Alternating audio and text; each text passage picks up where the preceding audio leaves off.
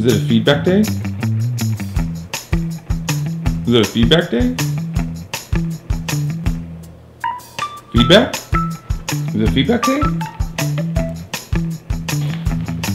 it a feedback day? A feedback day. Oh.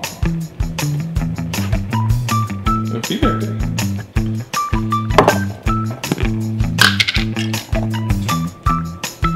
You're back.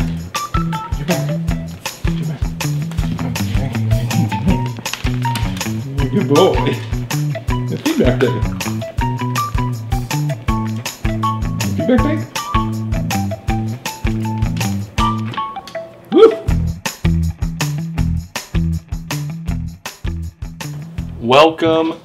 Welcome to your feedback video. It's me, Mr. French. You made it to your feedback video. We are going to go over a FRAPI from Chapter 3, Free Response AP Problem. Yay. So, without further ado, let's go ahead and get started on those folks that completed their Desmos. I don't know why I say that, because the folks that completed their Desmos are probably the ones that are watching this video regardless. So thanks for completing your Desmos. I think there was 3 of you. Sorry about the typo. So you're going to see the updated version of the Part D. You're going to see the updated version in this screen. So let's get this. Let's go ahead and take a look. So in the intro screen, this is the class overlay of how we feel. Looks like we're feeling generally positive, and we are certainly all on the tired side. There is somebody that's all the way negative, all the way tired. Hopefully this video will pump you up a little bit, put a smile on your face. Let's find out.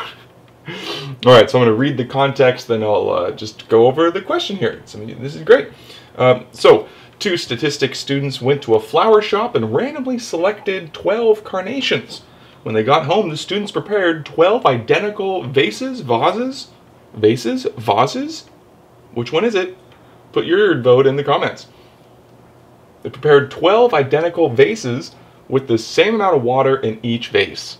They put 1 tablespoon of sugar in 3 vases, 2 tablespoons of sugar in 3 vases, and 3 tablespoons of sugar in 3 vases. The remaining 3 vases, they put no sugar.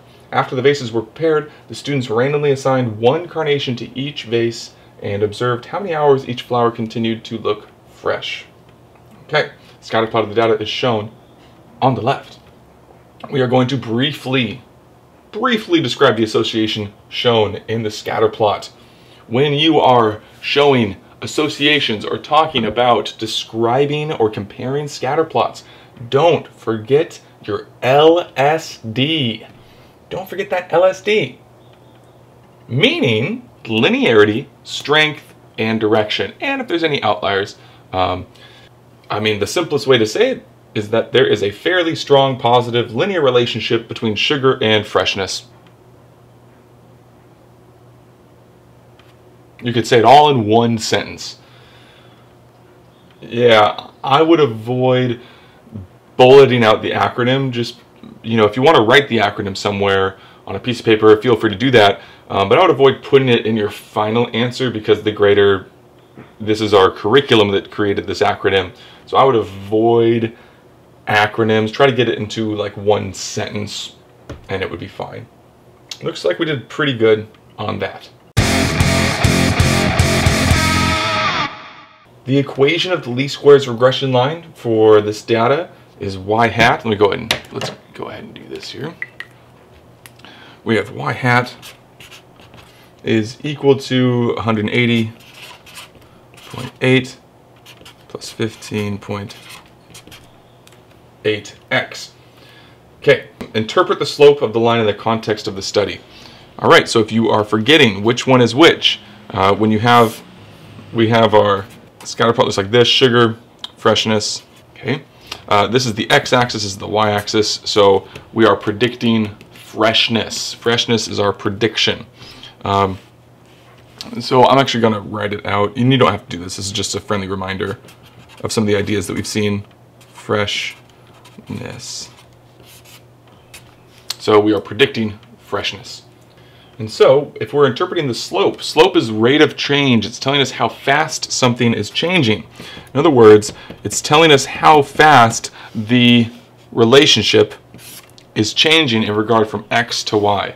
So it's always for every one increase in sugar, we are going to gain 15.8. Like, think about it like this. If we put a 0 in for sugar, we'd be at the y-intercept of 180.8 hours. So if the amount of sugar was 0, this would be 180.8 hours. Now, if I make the number of sugar 1, then really you're just adding 15 to this. So for every 1 tablespoon of sugar, we predict it's going to go up by about 15.8. So for each increase of 1 tablespoon of sugar, the predicted freshness increases by about 15.8 hours.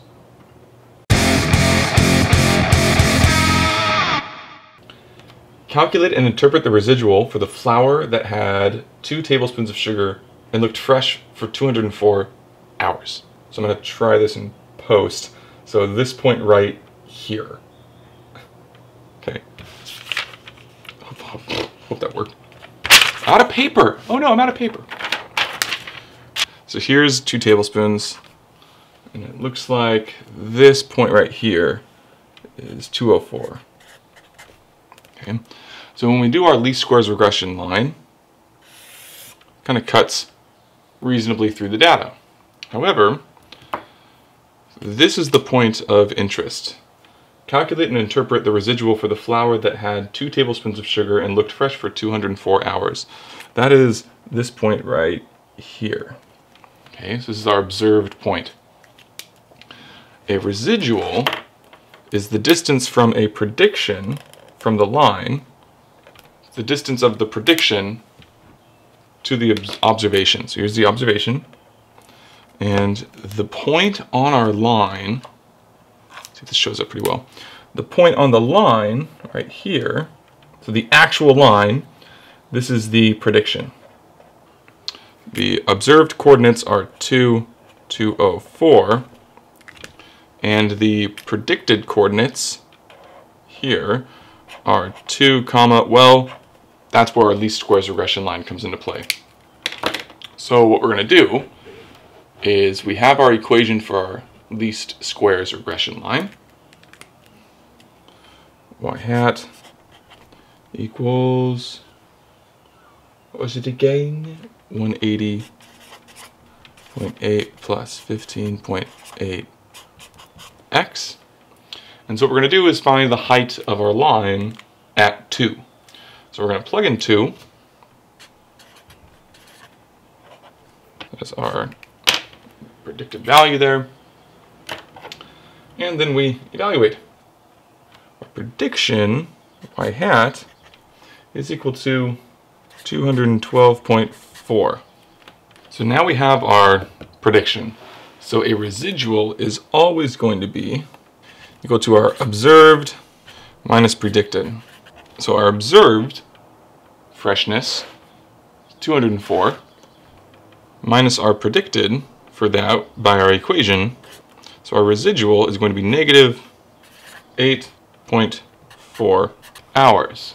So this is our residual. And that kind of makes sense because look, a residual is negative, so that's why this distance is below the line.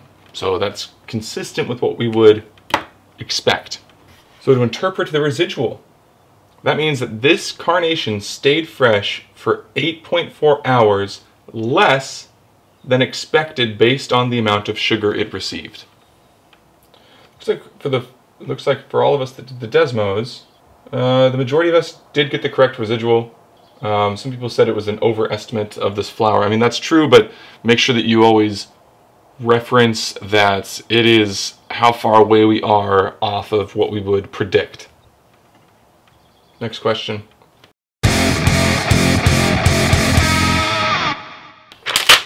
Here's the next question. Suppose that another group of students conducted a similar experiment using 12 flours, but included different varieties in addition to carnations.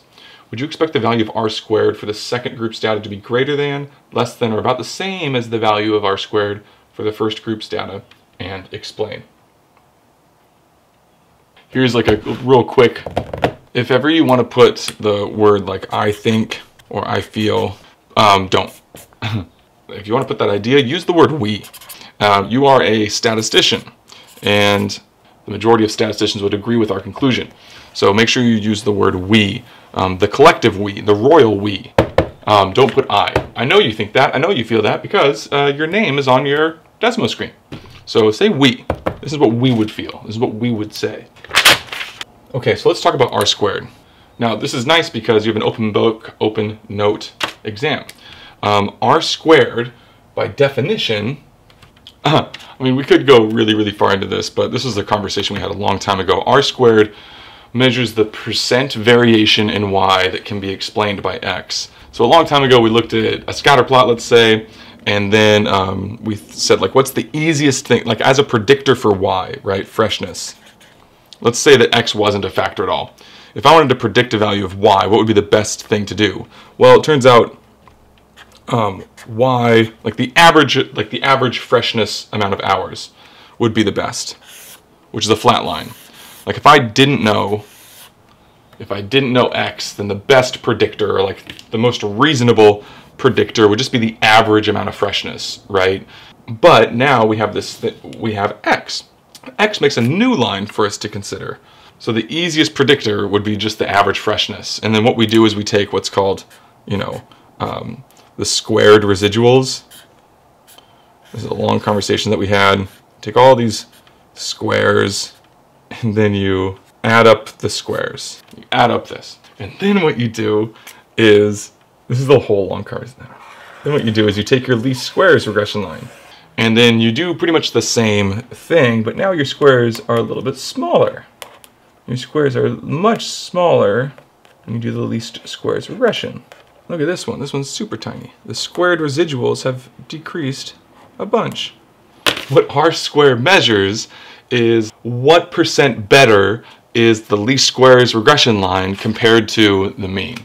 In other words, it measures the amount of area, the percent area that it was reduced when you compare the area of the sum of the squares of the average of Y's to the sum of the squared residuals to your line of best fit.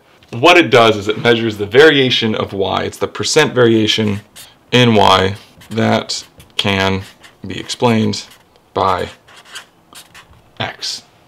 So what would happen if you didn't have all of the same type of flour, but you started to introduce more variety of flour? Well, you're introducing more variety. Keep that in mind.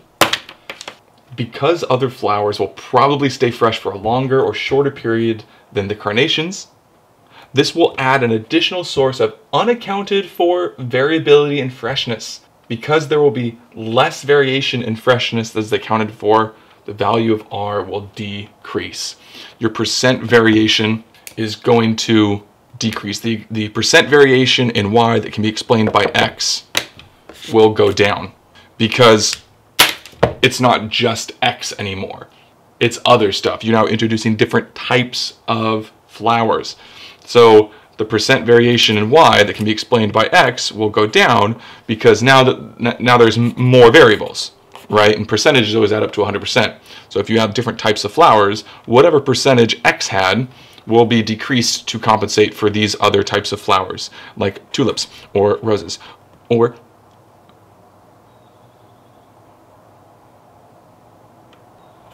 dandelions. I know it's a weed. So this has been your quick feedback video. Some things to remember. LSD, when you explain a scatter plot, don't say I think or I feel, say we. Take a look back at the residual interpretation, that it's the amount away from what we would predict. And then also R-squared is a percent variation in Y that can be explained by X. This is from chapter 3. If you have any questions, please put them in the comments of the Google Classroom. And I think that's it. Stay tuned for some more videos. So you have a video to watch from the AP College Board on Friday. I had a request to make a video on calculator usage. I expect to post that on Monday. I'm also going to be posting another free response series for you to complete on Desmos on Monday as well. So we should expect to get a few videos next week on calculator usage. We'll do some more free response questions. Would like to do another chapter 6 investigative task. I'll probably do the 2018 one. Keep that in mind. Hope you have a good rest of your day. This has been Math Think, and this has been your feedback video. I miss you guys. Wash your hands. Stay safe.